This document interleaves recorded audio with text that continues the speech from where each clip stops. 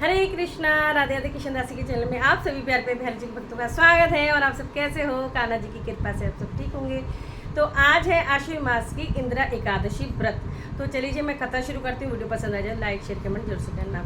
तो हाथ में तुलसी पत्ता फूल या तेल ले सकते हैं और शुरू करते हैं। ठीक है जी।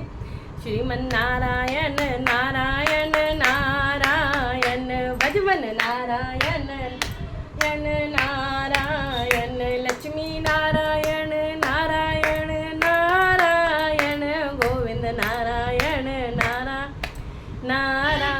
बोलो लक्ष्मी नारायण भगवान की जय। श्री हरि विष्णु भगवान की एकादशी महारानी की जय।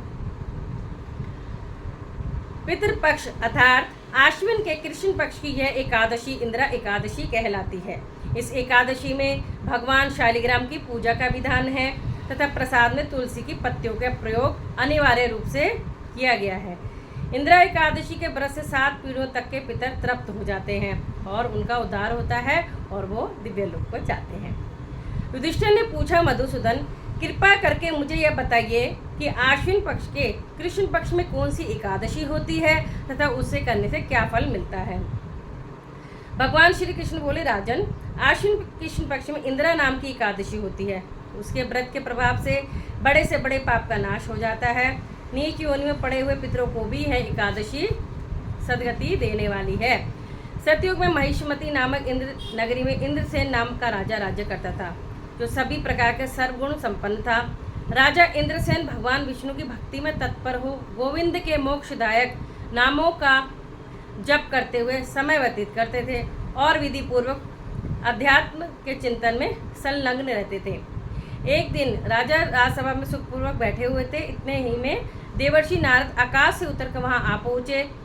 उन्हें आया देख राजा हाथ जोड़कर विधि पूर्वक पूजन करने उन्हें आसन पर बिठाया और नारद जी से बोले, मुनिश्रेष्ठ आपकी कृपा से मैं सर्वथा कुशल हूँ और आपके दर्शन से मेरी संपूर्ण यज्ञ क्रियाएं सफल हो गई हैं। देवर्षि अपने आगमन का कारण बताकर मुझ पर कृपा करें। नारद जी ने कहा, हे राजन मुझे एक महान आश्चर्य हो रहा है। एक समय जब मैं ब्रह्मलोक से यमलोक को गया था तो उस जय यमराज की सभा के बीच में मैंने तुम्हारे पिताजी को बैठे देखा था। तुम्हारे पिता महाज्ञानी दानी तथा धर्मात्मा थे। वे एकादशी का व्रत खंडित होने से यमलोक को गए। तुम्हारे पिता ने मुझसे तुम्हारे लिए एक समाचार भेजा है। यदि मेरा पुत्र इंद्रसेन आश्विन मास के कृष्ण पक्ष की इंदिरा एकादशी का व्रत करे और उसका फल मुझे दे दे तो मेरी मुक्ति हो जाएगी और इस लोक से छूटकर मैं स्वर्ग लोक में वास करूंगा। जब राजा ने नारद जी से ऐसे समाचार को सुना तो उसे महान दुख हुआ और इंदिरा एकादशी के व्रत की विधि पूछने लगा कि हे नारद जी, अब आप मुझे इस एकादशी के व्रत की विधि बतलाइए।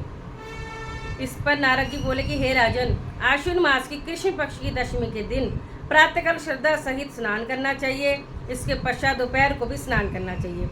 उस समय जल से निकलकर श्रद्धापूर्वक पितरों का श्राद्ध करें और उस दिन एक समय भोजन करें और रात्रि को पृथ्वी पर शयन करें।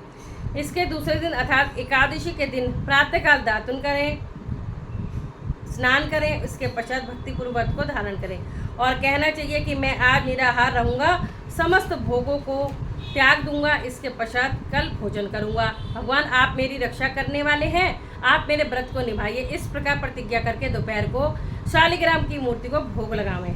भोजन में से कुछ हिस्से को गाय को दे और विष्णु भगवान की धूप दीप नैवेद्य आदि से पूजा करें और रात्रि को जागरण करें। इसके उपरांत द्वादशी के दिन मौन होकर बंधु बांधव से भोजन करें। हे राजन, यही इंदिरा एकादशी के व्रत की विधि है।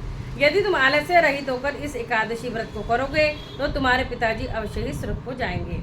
महर्षि नारद राजा को जब उपदेश देकर अंतर्ध्यान हो गए तब राजा ने इंदिरा एकादशी के आने पर उसका विधि पूर्वक व्रत किया। बंधु बांधव सहित इस व्रत के करने से आकाश से पुष्पों की वर्षा हुई और राजा का पिता यमलोक से गरुड़ पर चढ़कर स्वर्ग को गया। राजा इंद्रसेन भी एकादशी के व्रत के प्रभाव से इस लोक में सुख भोग कर अंत में स्वर्गलोक हो गया। श्री कृष्ण भगवान कहने लगे कि हे धर्मराज युधिष्ठिर, यह मैंने तुम्हारे सामने इंदिरा एकादशी का महत्व वर्णन किया है।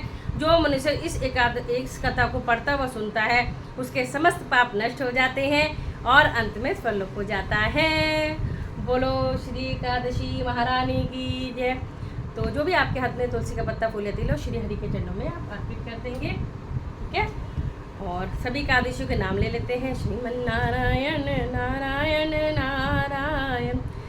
तो उत्पन्ना एकादशी, मोक्षदा एकादशी, सफला एकादशी, पुत्रदा एकादशी, शर्तिला एकादशी, जया एकादशी, विजया एकादशी, आमलकी एकादशी, पाप मोचनी एकादशी, कामदा एकादशी, बरुथनी एकादशी, मोहिनी एकादशी, अपरा एकादशी, निर्जला एकादशी, योगिनी एकादशी, देवशयनी एकादशी, कामिका एकादशी, पुत्रदा एकादशी, अजा एकादशी, परिवर्तनी एकादशी और जो आज है आश्विन मास की इंदिरा एकादशी, और जो अगली आएगी वो होगी पापन कुंशा एकादशी, रमा एकादशी, प्रबोधनी, पद्मनी और परमा एकादशी। राधे राधे सभी को।